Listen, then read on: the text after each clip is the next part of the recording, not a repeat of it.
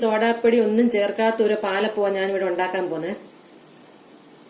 ഞാൻ അതിനു വേണ്ടി 1 കപ്പ് പച്ചരി എടുത്തത്. ഇതൊരു 5-6 മണിക്കൂർ ഒന്ന് കുതിരാനിടണം. ഇത് ഞാൻ അങ്ങനെ കഴുകി കുതിർത്ത് വെച്ചേക്കുക. 1 കപ്പ് പച്ചരി എന്ന് പറഞ്ഞാല് ഒരു 200 ഗ്രാം പച്ചരി ഉണ്ട്. അതിനുവേണ്ടി ഞാൻ 1.5 കപ്പ് തേങ്ങ എടുത്തേക്കുന്നത്. തേങ്ങ എടുക്കുമ്പോൾ നല്ല പച്ച തേങ്ങ എടുക്കണം, അതാണെങ്കിൽ നല്ല ടേസ്റ്റ് ആയിരിക്കും. 1.5 കപ്പ് എന്ന് പറയുമ്പോൾ നമ്മുടെ ഒരു വലിയ തേങ്ങയുടെ അരമുറി മുഴുവൻ ഞാൻ തിരുമ്മിയിട്ടുണ്ട്. പിന്നെ ഇതിലോട്ട് 3 ടേബിൾ സ്പൂൺ ചോറ് വേണം. ചോറ് എടുക്കുമ്പോൾ വെള്ള അരിയുടെ ചോറ് വേണം എടുക്കാൻ, അതായിരിക്കും നല്ലത്. പിന്നെ ഇതിലോട്ട് ഞാൻ 1.5 ടേബിൾ സ്പൂൺ ചൗവരി എടുത്തിട്ടുണ്ട്. ഈ ചൗവരി ഒരു 4-5 മണിക്കൂർ കുതിരാനിടണം.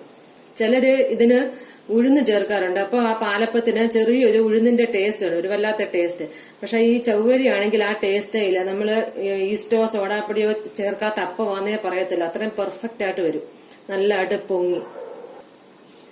പിന്നെ ഇതിലോട്ട് അരയ്ക്കാൻ വേണ്ടി തേങ്ങാവെള്ളം വേണം. അത് നല്ല ഫ്രഷ് ആയിട്ടുള്ള തേങ്ങാവെള്ളം ആയിരിക്കണം, കുറച്ച് മധുരമുള്ള തേങ്ങാവെള്ളമല്ലേ അത്. ഇനി നമുക്കിതൊന്ന് അരച്ചെടുക്കാം. പച്ചരി എടുക്കുമ്പോൾ നല്ല ക്വാളിറ്റി ഉള്ള പച്ചരി ആയിരിക്കണം എടുക്കേണ്ടത്. ക്വാളിറ്റി ഉള്ള പച്ചരി ആണെങ്കിൽ ഈ പശയൊന്നും കാണത്തില്ല. ഒരു മിക്സിയുടെ ജാറിലോട്ട് ഈ കുതിർത്തി വെച്ചേക്കുന്ന പച്ചരി ഇട്ട് കൊടുക്കാം, തേങ്ങ ഇട്ട് കൊടുക്കാം. ഇതിപ്പോ ഞാൻ വലിയ ജാറായോണ്ട് എല്ലാം കൂടെ ഒന്നിച്ചരക്കുന്നത്. ഇപ്പൊ 2 പ്രാവശ്യമായിട്ടും വേണമെങ്കിൽ അരച്ചെടുക്കാം. അപ്പൊ നിങ്ങൾ എങ്ങനെയാന്ന് വെച്ചാൽ അരച്ചെടുക്കണം. പിന്നെ ഈ ചോറ്, ഞാനൊരു പാലപ്പത്തിന്റെ റെസിപ്പി ആദ്യമേ ഇട്ടിട്ടുണ്ട്. നിങ്ങൾ കാണാത്തവരുണ്ടെങ്കിൽ അതൊന്ന് കണ്ടു നോക്കണം. എന്റെ ആദ്യത്തെ റെസിപ്പി അത്, നല്ല പാലപ്പം. അത് ഞാൻ ഈസ്റ്റ് ചേർത്തുള്ള മെതേഡാ കാണിച്ചേക്കുന്നത്. നിങ്ങൾ ആ രീതിയിലൊന്ന് ഉണ്ടാക്കി നോക്കണം, നല്ല ടേസ്റ്റ് ആ പാലപ്പത്തിന്. ഇനി നമുക്ക് ഈ കുതിർത്ത് വെച്ചേക്കുന്ന ചൗവര്യങ്ങൾ ഇട്ട് കൊടുക്കാം. ഇനി തേങ്ങാവെള്ളം. ഇപ്പൊ ഞാൻ 2 തേങ്ങയുടെ തേങ്ങാവെള്ളം എടുത്തത്. തേങ്ങാവെള്ളം കൊണ്ട് മാത്രം അരച്ചെടുക്കുവാണെങ്കിൽ നല്ല ടേസ്റ്റ് ആയിരിക്കും.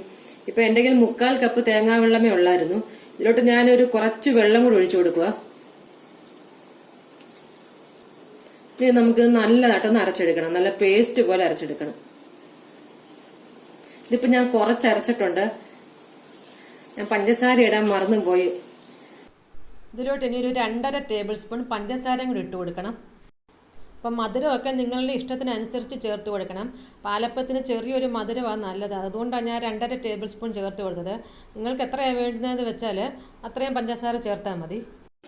ഇത് നമ്മൾ അരയ്ക്കുന്നതിന് മുമ്പ് തന്നെ ഈ പഞ്ചസാരയും കൂടെ ചേർത്ത് അരച്ചാൽ മതി. ഇതിപ്പോൾ അരി ഞാൻ നല്ലതായിട്ട് അരച്ചെടുത്തിട്ടുണ്ട്. ഒരു പാത്രത്തിലോട്ട് നമുക്ക് ഒഴിച്ചു കൊടുക്കാം. ഇനി ഇതിലോട്ട് ഉപ്പും കൂടെ ചേർത്ത് നമുക്ക് മിക്സ് ചെയ്ത് വെക്കാം. ഏകദേശം ഒരു 3/4 ടീസ്പൂണിനോടൊക്കെ അടുത്ത് മതി ഉപ്പ്. ഇത് നല്ലതായിട്ടൊന്ന് മിക്സ് ചെയ്യും. ഇതിപ്പോ കുറച്ചും കൂടെ വെള്ളം വേണം. ഞാൻ ഇതിലോട്ട് കുറച്ച് വെള്ളം കൂടി ഒഴിച്ചെടുക്കുക. നിങ്ങളുടെ തേങ്ങാവെള്ളം ഏറെ ഉണ്ടെന്നുണ്ടെങ്കിൽ അത് തന്നെയായിരിക്കും നല്ലത് ഈ വെള്ളത്തിന് പകരം.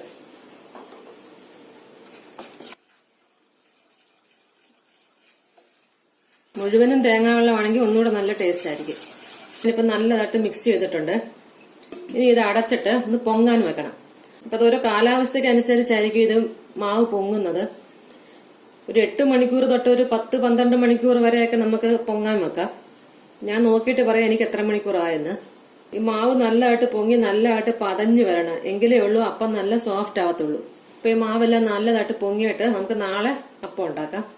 ഇതിപ്പം മാവൊക്കെ ഇവിടെ അത്യാവശ്യം പൊങ്ങിയിട്ടുണ്ട്.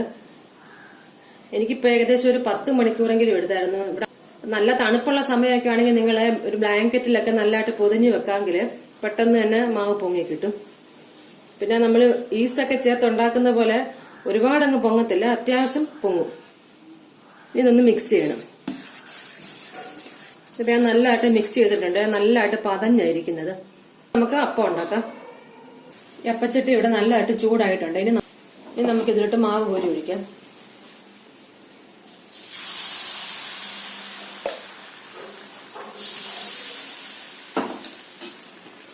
എന്നിട്ടൊന്ന് ചുറ്റിച്ചു കൊടുക്കണം.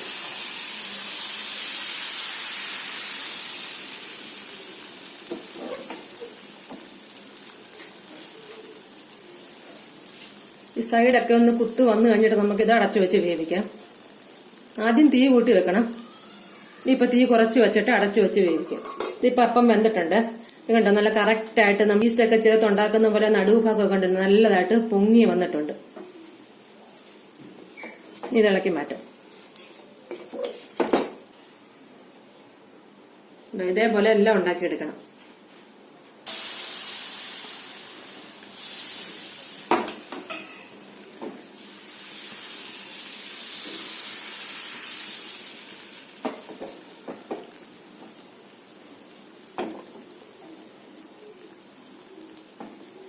നമ്മൾ ഒഴിച്ചു കൊടുക്കുമ്പോൾ തീ ഒരു മീഡിയം ഫ്ലെയിമിലായിരിക്കണം. ഇപ്പൊ സൈഡെല്ലാം കുത്തു വന്നിട്ട് അടച്ചു വെക്കുമ്പോൾ തീ കുറച്ച് വച്ചിട്ട് അടച്ചു വെച്ച് വേവിക്കണം. അപ്പോൾ ആയിട്ടുണ്ട്. ഇതും എടുത്ത് നമുക്ക് മാറ്റാം. ഇവിടെ നല്ല സോഫ്റ്റ് ആയിട്ടുള്ള അപ്പമാണ്. നിങ്ങൾ ചൂടോടെ കഴിക്കാൻ നോക്കണം. അപ്പം ഏതപ്പം ആയാലും നമ്മൾ ചൂടോടെ കഴിക്കുന്നതായിരിക്കും നല്ലത്. അപ്പൊ എല്ലാവരും ഇതൊന്ന് ഉണ്ടാക്കി നോക്കണം. ഈ ചവ്വരി ചേർത്തുകൊണ്ട് നമുക്ക് ഉഴുന്ന് ചേർക്കുന്ന ഒരു ടേസ്റ്റേ അറിയത്തില്ല. നല്ല ടേസ്റ്റ് ഇതിന്. പിന്നെ ഞാൻ ചിക്കൻ മപ്പാസ് ഒക്കെ ഇട്ടിട്ടുണ്ട്. അത് നിങ്ങളൊന്ന് കണ്ടു നോക്കണം. അപ്പത്തിൻ്റെ കൂടെ നല്ലൊരു കോമ്പിനേഷനാണ്. വീഡിയോ ഇഷ്ടമായെങ്കിൽ ലൈക്ക് ചെയ്യണം, സബ്സ്ക്രൈബ് ചെയ്യണം, അതുപോലെ ഷെയർ ചെയ്യാനും മറക്കരുത്. പിന്നെ നിങ്ങളുടെ കമന്റ്സ് എല്ലാം അറിയിക്കണം. Thank you.